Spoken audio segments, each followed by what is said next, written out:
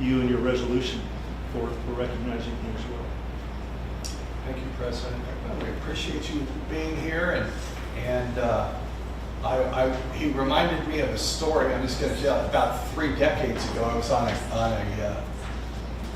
committee here in town, and there was a big discussion about some historical item, and the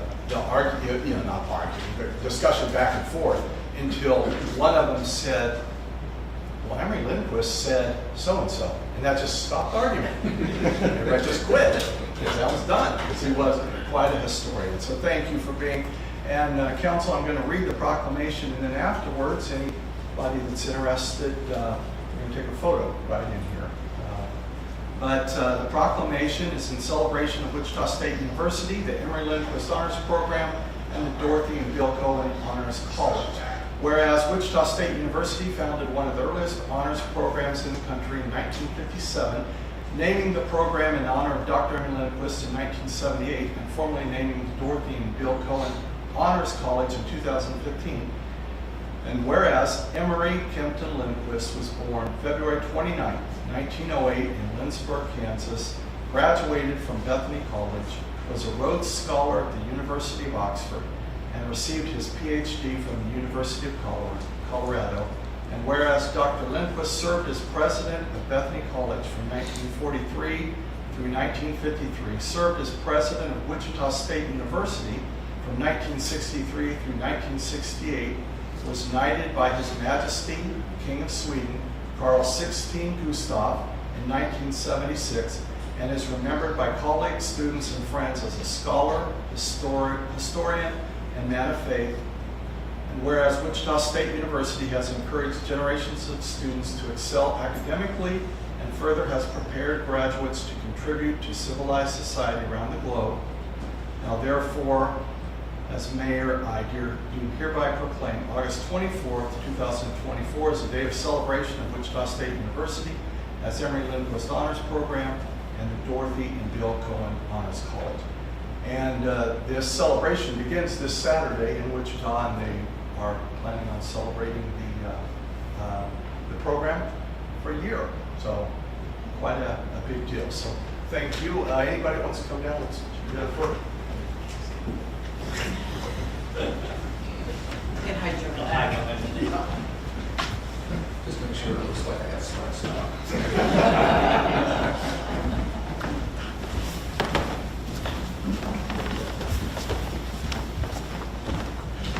You guys can sit from the bench.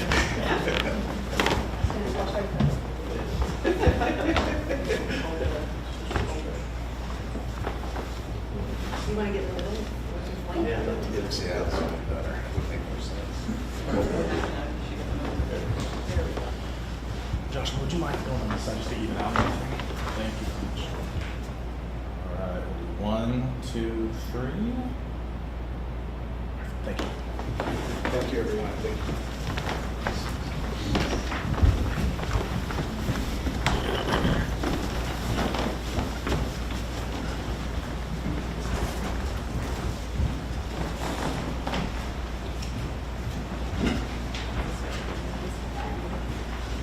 Thank you, everyone. And Dr. Epperton, I've lost my place now, so I don't know how the rest of the meeting will go. But, okay, we are ready for item number 6, the consent agenda. These items are routine, enacted by one motion. There will be no separate discussion unless a council member so requests. There are 3 items. Item A is the approval of the minutes for the regular meeting August 5th, 2024. Item B, payroll ordinance number 5497, and item C, purchase order ordinance number 5498. Is there a motion to approve the consent agenda? So moved. We have a motion and a second. Are there questions on the motion? Seeing no questions, we'll have our city clerk please call roll. Councilmembers Vanderway? Yes. Swanson? Yes. Presley? Yes. Siebel? Yes. Bruce? Yes. Smith? Yes. Motion passes. Thank you, council. Thank you, Roxy. Item 7, appointments. This evening we have an appointment for the Lindsborg Housing Authority, and the Tracy Nylander, who has been on the citizen committee of housing and also the liaison between the committee and the board, has consented to serve on the Housing Authority Board, so we're very happy about that. She's lived in that area for 25 years, so appreciate her efforts in that. Seeing no objection, that appointment will be made. And, thank you very much. We are now ready for item number 8, committee reports and presentations. And item A is the McPherson County Community Foundation. And Betsy Davis is here from the foundation. Welcome, Betsy. Thank you for having me. And I just barely squeaked by with enough. I was like, 8 should be plenty. No. You guys are too big. Okay, well, perfect. Phew. Oh, goodness gracious. I'm going to have to come around again because I have the notes transcribed from our meeting. So we met July 29th here in Lindsborg. Well, first off, my name is Betsy Davis. I am the Director of Community Services at the McPherson County Community Foundation. And we have just completed our second year of our mastermind surveys. And do I sit in here? Yes, please. Okay. This year we received throughout the entire county about 1,000 respondents, which was up almost 50% from the previous year, which is really great. What we are wanting to gather and glean from the survey is, number one, what are the priorities of the county and the communities in which we serve? And since we are all of McPherson County, we would like to know about everybody. And then also, like, what can we do to be a more cohesive, better operating, for us personally, like, what can we do better? But how this has turned out is that we also then get to share with all of the communities in the, leadership and whatnot to tell you, this is what your community members think. This is how, these are their thoughts and opinions, and just share freely. So back on July 29th, we met at the Lindsborg Community Library. We had 15 people in attendance, and I have basic demographics of all the folks that came. And we went over the packet that I provided you. And I'm going to go over just very very high level. Feel free to read as much into it as you'd like. Feel free to give me a call at the foundation. Feel free to email me at the foundation. Feel free to show up on Monday through Thursday, 9 to 4 at the foundation if you'd like to talk more. So at the very beginning, we looked at economic confidence of Lindsborg, and overall Lindsborg is very confident in their current business conditions and has pretty high confidence for their future as well. Current employment opportunities are a little bit lower than the rest of the county, but overall still pretty high. We provided also a comparison from last year because now we have 2 years of data, and so we gave a side-by-side comparison of the shifts that happened from year 1 to year 2. We also provided some data from the U.S. Census Bureau, the American Community Survey, to provide some context as far as what outside of this survey has happened that might inform a little bit on why the responses are the way they are. And so we have businesses in our town, jobs numbers, population trend, poverty, so on and so forth. Feel free to dive in as much as you want. The graphs are very, I think, well attributed to from where the source is. If you have any questions, again, please feel free to give me a call, email me, or stop by. I would like to highlight as you just mentioned, that you have a new person on the housing committee, that number one, businesses in need was affordable housing that people listed out. Whenever we talk about, I missed the leaders list. Feel free to go back and look at that. It's on page 1. But anytime that we had people list, where we said things that people need, priorities the local leaders, the things they liked about their town. This wasn't Betsy Davis gives a list of 10 choices to choose from and they got to pick. It's this is self-generated. So any of the long form answers are self-generated by the respondents. On the sheet that I gave you, I broke it apart into economic confidence, community engagement, and then then there was local priorities. Those were just questions that I asked the group as we were looking through the packets, just to kind of prime the pump as far as like getting some thoughts going. And it's important for us to hear from you guys, to hear what your thoughts are on the data. Like, is it an anomaly? Is it whatever? Again, it kind of gives us a little bit more to go on, and it helps us know how better to help you. Okay, so moving on, we had look at local confidence in our local community. This one, Lindsborg, was like off the chart high. You guys set the curve, like you can see the little gray dots. That's the county average. We're on page 6, and you guys, commitment to community, way high. Trust in local leadership, way high. Ability to do plan and strategy, way high. There's a little bit of dipping in planning, but overall you guys have a lot of people that are very committed to your community, so kudos to you. And then finally, and this is the part that for me it's most exciting and what I care probably the most about, are the page 9, the community priorities. And this is page 9. The kind of red are health related, orange are placemaking, green is economy, and blue is leadership of people. These are the categories that kind of rose to the top last year, and so we kind of wanted to classify the priorities in terms of those key ideas. And Lindsborg's by far were the economy, health, and placemaking, with the economy taking the top spot and by quite a large margin, with attract new businesses being the highest by probably 11 percentage points. And so this is 56% of the people who responded said this is one of my top priorities for my town. So there's a direct correlation between number of respondents and percentages in this situation. On the back, we have a basic breakdown of who participated in the survey and some just little anecdotes about trends that might have shown up based off of demographics. One of the things I would like to point out is the age profiles, and you had more folks in between 40 and 60 and 60 and above, but your 20 to 40 and your less than 20 were pretty close to 20% each. And so like that's pretty, like you were pretty well distributed as far as, across the age brackets. And so that was a unique thing in this town. And so, yeah.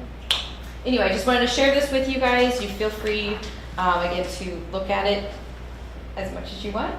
If you have questions, I'd be happy to answer any. If you're like, oh, I've got one right now, or you can give me a call or email. My email's on the front, and then phone number. Yeah. Questions for Councilmember? I have one note. So do you use this information in the David Nutt grant making process in terms of it? I mean, I know public input is sought on individual proposals, but is this collectively used also? Yeah. So last year was our first opportunity to be able to use that, and that is something that I provide this information to my committee members, and so they're aware of it. And yes, I do believe it weighs. It's not you don't have to meet one of these, but it definitely, I think if it's a tight round, it might help push one way or another. Could it also be included in grant application marketing process as well, about these are the to solicit proposals contributing to those, you know what I mean? Not just in the evaluation side, but proposals. Yeah, we could. We have a specific grant that's open right now specifically for Mastermind and like your community's priorities. So if you're something outside of these, like you're not even eligible to apply. I mean, we definitely could. I will say that as far as like the David Nutt group, last year we had more applications than we've had in quite a long, at least monetarily, like the sums, more than we've had before. And so I don't know if, I don't think we're unknown any longer. No, I was thinking more around Yeah. driving, making sure proposals are Yeah. potentially driven into some of these. Yeah, so priority we can, areas. I mean, so we can have a conversation about this in private as well, Sure, but, sure. but there are mechanisms that are already in place that we can help with that. Super. Thank you. Further questions, Councilman? I'm not clear about placemaking. Oh, it's just what does your place look like? How does it feel? It's like, what does your living room look like? Is it picked up? Is it tidy? Or do you have trash all over the floor? Like, is it a place that you want to sit down and watch TV or read a book? Kind of sense of place. Yeah. Okay. That's Yeah. okay. Further questions? Thank you, Betsy. Thank Yeah. you for being here Thank you. this evening, and thank you for all the work you do, and we appreciate that. City attorney. We will now turn our attention to item 9, old business. And Administrator, do we have any old business this evening? We do not. Thank you. We'll now turn our attention to item 10, new business, and item A is school resource officer and the new agreement. Recognize Chief Davis. Good evening, Mayor, City Council members. Nice to be up here with you. As you look at my report that I sent, I detailed in there that 5 years ago, the city got together in a partnership with the USD 400 and came up with an agreement to fund a school resource officer position. So it's been 5 years. Part of the agreement says that we come back together after 5 years and look at the program and see, was it beneficial? Could we improve it? Is it worth continuing?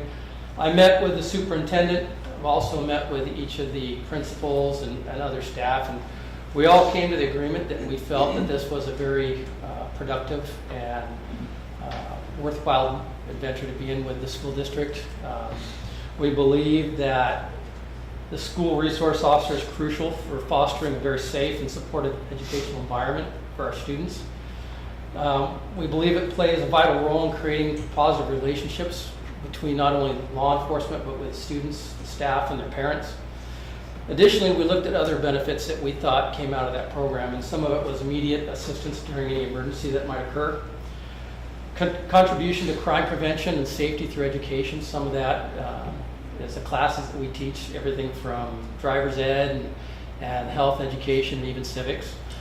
The SRO serves as a role model for some of these kids. They like to come up and talk to them and learn not to be afraid of law enforcement. There's no reason to. That we're no different than they are. We humanize that relationship between us. We help educate students on personal and civic responsibilities, and we do that through our DARE program. And our current SRO just recently went to the DARE program and graduated, so we will be reinstituting that program this year if the agreement is continued. And then I think also it strengthens integrity and trust between everybody involved, all of our stakeholders. Again, they get to humanize us and realize that we're really no different. We're there to help them in whatever situation might arise. It might be having problems at home. It might be questions about the legal system. It might even be traffic questions or parking questions. It runs the gamut. So we found it to be very positive, and we think it should be continued. Our SRO program has also been pretty well respected with all of our other communities around McPherson and Saline County. A lot of agencies will talk to us, and we create that relationship with them that we can communicate and have that networking availability with all the different SROs throughout the nearby counties. We did make some minor changes to the contract, or sorry, to the agreement. Some of those were just legal terms that were preferential by the reviewing attorney. Some of it was added language that gave both parties an agreement on the selection of the SRO. Allow us, the police department, flexibility should we run into staffing issues, which we've done once before. It allows us, if we have to pull that SRO out to make sure we have enough coverage in the city, and yet we don't bill them for it. Also, things like specifics on covering overtime for specialty assignments or even getting specific about when the officer would come back to the city during breaks such as summer recess, Christmas break, things like that. So we outlined that. Also, we talked about clarifying the new duration of this agreement, as well as how the expenses will be distributed. And then finally, just updating some numbering and minor language in the agreement to take it from an initial agreement to a continuing agreement. So approving a new SRO agreement will allow our program to continue growing our partnership with the school district. And I want to just kind of relate some of the feedback I got from the superintendent as well as the principals and the athletic directors. I'll summarize it. I don't want to read all of their comments. It would be a little lengthy, but they agree that having the SRO on campus promotes safety and makes the kids feel safe. It builds relationships between law enforcement and the students. Again, talked about that role model and opening up those lines of communication, even if it is just a student having a bad day. It also opens up our line of communication with the staff and with our counselors on campus. And our SRO works hand in hand with the counselors. They also work with DCF and any other agencies or entities that come over and have any interaction with the school district. It provides a quicker response when they need something. We're not waiting for someone to come out of the field to address their concerns. We have someone there when they need it. Even if that is just to play kickball or have a pie thrown in your face or, deal with a parking accident in the parking lot, things like that. The one thing that came out from all of them, though, was that they felt it was a community expectation that we have an SRO there. And that was widespread belief amongst the staff there. It was popular enough that the school districts has already reviewed the contract and approved it and signed it, showing that they are very supportive of this program. One thing I do want to point out on the fiscal note is the cost in there mainly covers the salary and the benefits of the officers. However, we do work collaboratively with them to discuss any costs that might come up that they would share with us. Some of those things are already budgeted separately, like our DARE program, like the DARE account that we use. So we split that with them when we buy supplies for the DARE program. But it's still, everything will be a 50-50 split with the school district. So with that, I would recommend approving the renewal of the SRO agreement with the school district USD 400. And also, before I end and open to your questions, I'd like to just announce that we have our current and former SROs, Mike Adams and Eric Kruckenberg, here, should you have any questions from their perspective of working in the school. With that, Mayor, I open it up to your questions. Thank you, Chief. Other questions from the council? I have one. The length of the term, it was 5 years, and then from that point on, what's the term? It's another 5 years. Another 5 years, okay, thanks. It just didn't spell it out. Further questions? Chief?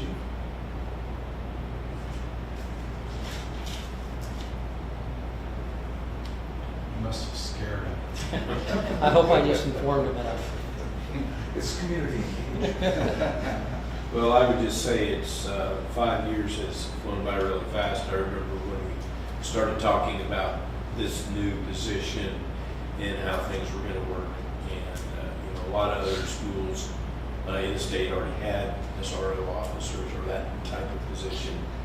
So I've heard nothing but good things about it in terms of that. So in full support of renewing Thank you. that relationship. Thank you. Further questions, comments, council? Seeing no further questions, thank you, Chief. Thank you for being here, and thank you, officers, for being here as well. Council, the recommendation is for a motion to approve the SRO agreement between the USD 400 School District and the City of Lindsborg. Is there a motion? So moved. Second. We have a motion and a second. Are there questions on the motion? Seeing no questions, we'll have our city clerk please call roll. Councilmember Smith. Yes. Bruce. Yes. People. Yes. Presley. Yes. Swanson. Yes. Yes. Motion passes. Thank you, council.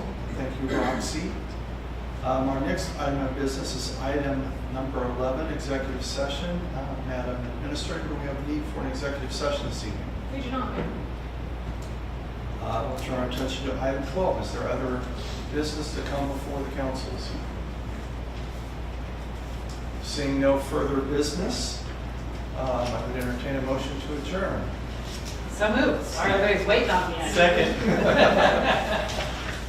We all know there's only one person that I can know, do that. All in favor, signify by saying aye. Aye. Opposed, no. We are adjourned. Thank you, council, and thank you all for being here.